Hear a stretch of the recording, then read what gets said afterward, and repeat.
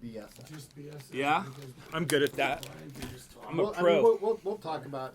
Just when I introduce him. You should have just recorded all that. Yeah, exactly. So, but no, I know Brian could talk about anything. But just Yeah. what you're seeing out there. You just sold a $900,000 house. We'll talk about We can talk about that. Talk about the repairs and talk about missing inspections, and then pipes. I want your opinion about that as well. So we're going to ask you about that Okay. as well. So. Let's go. Wing Yep. it. Okay. All right, Jeremy. Jump in the pool with Ford. Come on. Go. Let's do it. Not a problem.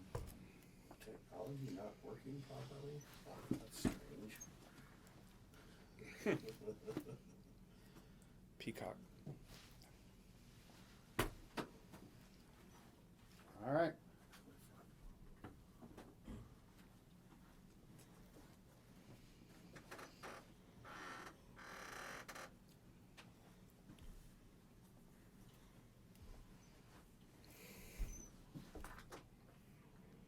Oh shit! I took a video. Oh, Welcome back to Arizona Real Estate Matters, brought to you by Empire West Title. Our next guest is Brian Ford. He's a realtor over at Remax Fine Properties, and Brian has been on the show many times. So I'm not going to, say introduce yourself or tell us who you are or anything, because here's the thing about Brian. Brian was country before country was cool. That old saying, because Brian was. how about heavy metal? Actually, that's much better for me. Yeah, I know. I agree with you. But Brian is, and I'll just say this about Brian. He was at the forefront of internet and real estate marketing before anybody even knew. A pioneer. Of sorts, Absolutely, yes. before anybody knew what internet real estate marketing was. So, without further ado, Brian Ford with Remax Fine Properties. Brian, welcome to the show. Thanks for having me. So, before we get into you and what you can do and what you're seeing out there in this wonderful $900,000 home that you sold the other day, tell us your thoughts about that article that we talked about, where the people bought the house in Riverside and the seller got his money and refused to move out. I just can't believe that it's something that California, just another total goofball situation that they have, right? Like, and that's why so many people want to get the heck out of there, because nothing makes sense, right? The only thing that does make sense is their values. I mean, I don't know why, but if you really want to be on the beach and you got a lot of money, then you can get a house there. But realistically, people can cash out their house there, get rid of almost triple the taxes, come here, join a fancy country club, buy their house with cash. So I've heard people their membership's like a wash, right? Because they were already paying it in fees out in Texas and California, right? So you can join any nice club around here or play your heart's desire, have as much golf as you want to play. Well, California is the number one state as far as our influx in Arizona is concerned. California people coming over to Arizona. It used to be the Midwest. Illinois was number one. Minnesota, it's changed. Now I've it's seen a lot of California. Washington too. Washington. yeah. Okay, so yeah, and as an escrow officer, working out in Surprise, which is still, I guess, quote unquote, affordable compared to some other areas of the valley. Yeah, we're seeing a lot of Washington, Oregon, and California. Yeah. For various reasons. The number one reason is cost. Just Yeah. cost of living and everything. And else. we have jobs. And we have jobs, exactly. But here's the thing: people are still moving to California, and they're paying the high dollar. People are still moving to Washington. They're still moving to Oregon. Their laws are. I don't understand. This I don't make sense. But I as an mean, agent, I would hope that somebody with common sense somewhere in the government could figure that out. Well, the agent who sent that to me said, I don't know if we should count on that, but No. we got some pretty weak leadership at the moment. But the agent who sent that to me said, well, is this something that could be prevented in title or by the agent? Obviously, title, I can tell you, no, there's nothing we could do about that. But as an agent, is there anything you can do as an agent to prevent from? As a matter of fact, you probably wouldn't want to be involved at all. No. Because the last thing you're doing is your broker would probably tell you to run because But your job, you sold it. Your job, you finished, You're right? You closing closed escrow. it. You're good. And I mean, you can't help the fact that they're dealing with this. I mean, obviously, you would do the best you could to help your client any way you could, whether that be helping them find an But you can't attorney, force the seller like to whatever leave, you can do. But the more you stick your neck into it, the more likelihood you could get in trouble too. But even if you were the seller's agent, Seller's agent. I know, You but I mean, can't force there's a your- certain point that you can help them all you can, right? I'm sure they are, but I mean, what are you going to do? And the broker would certainly, of course, the broker and would there's be 7 or 8 mainly involved, cases like that. and probably attorneys. Are there red flags as a seller's agent that you would see that? Well, this hard money thing to buy the house and all that jazz seems pretty goofy, right? Like all of a With the sudden buyer, they just. though. I mean, that was the buyer. as Well, a seller's agent, are there some red flags like this guy? I don't know. Is that something an agent now has to look at in California? Is this guy going to be one? I'm curious about the lender, the hard money guy, because like, where's he stand on all this? You know what I mean? It's So interesting. it's a big mess, but I wouldn't want to be involved with it. I can tell you that. Yeah, I mean, it's just crazy that this, something happens in today's day and age. Okay, Brian, tell us quickly before we go into some other stuff. This $900,000+ home Yes. that you sold. First Oh, of man. all, I want to hear about that. It was a But great one. But second of all, we're hearing about. We're talking now not days on market, not even hours on market. We're talking some homes are on the market for minutes. How about that higher price, $600,000? I'm telling you, every $800,000? bracket has its own. I mean, if it comes in, it's a good house. I don't care if it's $1 million, $1.5 million, $2 million, $2.5 I mean, million. we're hearing about There's multiple probably offers on multiple million-dollar buyers homes. for whatever you want, right? So it used to be the bigger houses. Even the hardest part with the biggest houses is some of them are still like in a very like Tuscan style, and so it costs quite a bit of money. Like if you want to tear up like let's just say 5,000 to 10,000 square foot of tile to put in hardwood floors. I mean, just the demo on that. I mean, and you got to put in probably 300,000 to 500,000 in those homes, Well, right? that higher price range, that's your. But I mean, in Scottsdale in general, in North Phoenix, I mean, where I work in Cave Creek, I mean, it's basically gotten to the point where condos, you might be able to get into one less than 500. Right, but then your home bracket, it goes anywhere from in Scottsdale, you're lucky to get something under five is more likely, and then probably pushing up into 550 and 600. So then those buyers I had that are more like thinking originally around 600 or up to 600 are having to see if they can stretch to 7.25. Right, because the offers are all going there. So like I have buyers just like he was talking about, 2 or 3 of them that I think we've had with Ben get pre-qualified. And it's like the bottom line is if you're a buyer in this market, it's very difficult, and almost all agents, not almost all agents, are having the problem where you can have 10 buyers where normally you'd be making all kinds of money, you'd be psyched, but you're losing offers, and the problem is all the buyers. If you're a buyer, you need to be on the ball, like ready to rock and roll. First of all, pre-qualified to the max. You From should start giving them from two-way walkie-talkies. well, they're on, whether I don't care if they're using Zillow or personally, I have my own personal website, brianford.com, which I set all my clients up on with a kind of an updated search so I can get them stuff a little faster than Zillow or Redfin. That's brianford.com. So check that out. But realistically, they need to be on. If a new listing hits the market, if it comes out, let's just say 3 p.m. on a Thursday, you need to try to look at it at 5 p.m. on Thursday, right? And or if some buyers are buying sight unseen, or like, and that's going back. So I'll parlay this into my $900,000 deal. So I got the listing, very nice, awesome, amazing Canadian couple.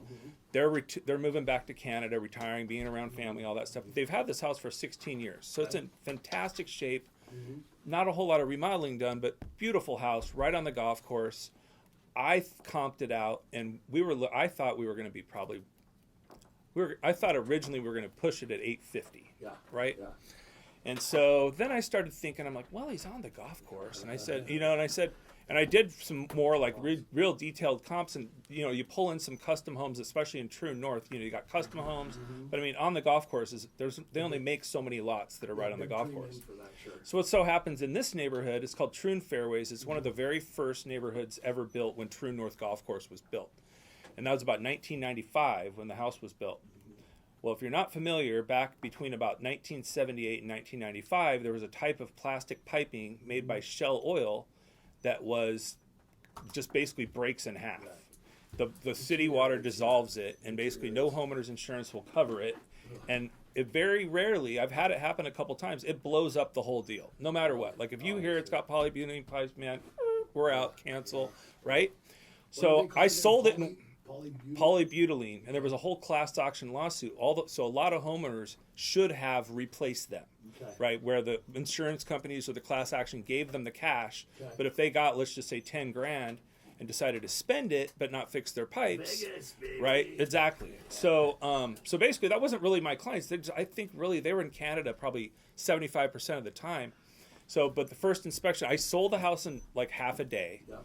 It was an offer that was, cash, closing into, listen to this, cash, no inspection, Okay. closing in 2 weeks. Okay. I didn't respond to it that day because I was waiting to see if I could collect a little higher, Okay. right? So I did an open house on Saturday, Yeah. and it still was standing tall, so we went with it, right? But she rewrote the offer saying, I don't feel real good about that no inspection thing. Let's do it. I was like, oh, that's fine, because I didn't know, right? Okay. So inspection comes, sure enough, polybutylene. I got a cancellation letter by 5 p.m. that day, right? So I was like, man, I'm like, what am I going to do? Yeah.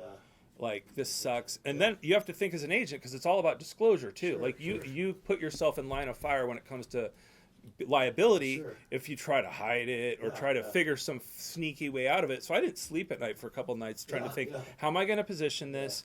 What are we going to do? So long story short, I had a buyer that came into the open house Okay. that didn't, they were mad because they didn't get to offer. Okay. And so, but I was like, you know what? I think this house, it might fall out, most likely. And I said, the main thing that's wrong with it is it's got these polybutylene pipes. Yeah. What I will do, since I'll be your agent too, is I'll go ahead and pitch in and split the cost with the seller to get you guys brand new pipes. Okay, that's a so great agent this for you right this there. company walks in and they had the whole pipe, 3,200 square feet, over 70 holes, 3 feet by 3 feet cut. Right, holes are all over the house. It was horrible. My seller's amazing. Yeah. So, but we got it done, man. They had it done in a week. We got the pipes all done, and then my sellers, all of us neighbors were like, "You got to raise the price. You got to raise the price." Right. So we're like, all right, how about 940? Let's try it, right? But these people wanted to make an offer, so I said, look, here's what I'll do. I'm doing this to help you guys and the seller. I'll go ahead, but he wants 930.99. You have to write it for that. So she did, but then it just got into a big process where I felt like it. In this market, sellers don't have to do a whole lot of repairs. Like they could basically say, stick it. And your choice is either buy the house or walk, right? Yeah. And so, but my seller, he was jumping up and down. I mean, basically, electricians, plumber, every single thing that was wrong on the inspection report, we fixed it. And it basically came out like there was a period where it was very contentious between what needed to get fixed and what was gonna get fixed, and we finally came to an agreement in the middle. And we closed it yesterday, and you got both everybody's sides, guys. happy. And I even Close talked to it my through client on the way here, and he was all stoked. Hey, let me just say something. What you've just heard here is a real estate professional, Phil. You got Brian Ford. First of all, he's got a good mind for real estate. Secondly, he did the very first real estate website, one of the very first. He understands technology, understands how to get your home noticed, and he understands the business. So who else? There's no one else out there to choose other than Brian Ford with Remax Prime Properties. That's for sure. I agree. Well, Brian's obviously one of my long-term friends from Parker, Colorado. But still, he's a hell of an agent. But yeah, dude, you really understand the business. You fight for everything. You learn more and more every single. You could never know everything. I mean, there's no way you could ever know anything about everything, right? But I mean, in real estate in specifics, because I mean, I came from the website side of things, so I mean, I know all of that extremely well. really I spoke good. on that around the country, but Better when it's a but buyer's when you market. finally learn, when you're really in the trenches, because I mean, there's tough times too. I mean, I had a really tough time at the end of the year because of some buyers that can't make decisions, right? Yeah. And if you don't get listings, so I mean, my big thing is if you're looking to sell your house, I know all the pitfalls. I can help you. Probably most importantly is if you choose to list your house with me, being my background is I was an executive with Realtor.com. I know the ins and outs of digital marketing and how to get that property seen across the globe, You've better done than some probably crazy anybody stuff else. with Google, understanding the analytics where Brian will say, hey, watch this, I'll have this home in the top search results in a day. And he does. So when you type in Scottsdale golf properties, your house is in the top page. Yeah, So if you it's do crazy. I've been working on this for a while, and Google never makes it easy to get placements. So you can either pay for it, or you can do what they call organic SEO, search engine optimization. So you have to have your site built properly first. And secondly, it has to have content, right? So if you just have a website that just sits there, and it's the same as your broker gave you the first day you signed on, it's probably not going to get any traffic, right? And so sooner or later, most people that are successful, and that's why you have a lot of these video bloggers, podcasters, it's all about pumping out more content and more relevant content. And that's what people find, right? Because people want to know relevant, like what's going on today in the market and how can I capitalize. How I don't want to read a newspaper from 2 months ago. I want to know what's going on right now. And so when I Google something, I expect to find what I'm looking for. So from an agent perspective, it's great because we can meet people right in the middle for what they're looking for. Absolutely. Brian, I want to get your phone number for a minute, but Ben, we didn't get your number Yes, Ben. before you got done. Real quickly, what's your number? 602-288-8842, 602-288-8842. That's Ben Tobias, Senior Loan Officer of Fairway Mortgage. Yes, and sir. Brian, how do people get a hold of you? As I mentioned a little while ago, brianford.com is my website, and I've got a direct hook into the MLS, and you can sign up for an account or just zip me a line, and I'll set you up a special. My number is 480-822-8595. That's Brian Ford of Remax Fine Properties. Josh, another great show. Thank you, Phil. We will talk to you guys next week. Thanks. Thanks, guys. All right. Yeah, thanks for having me.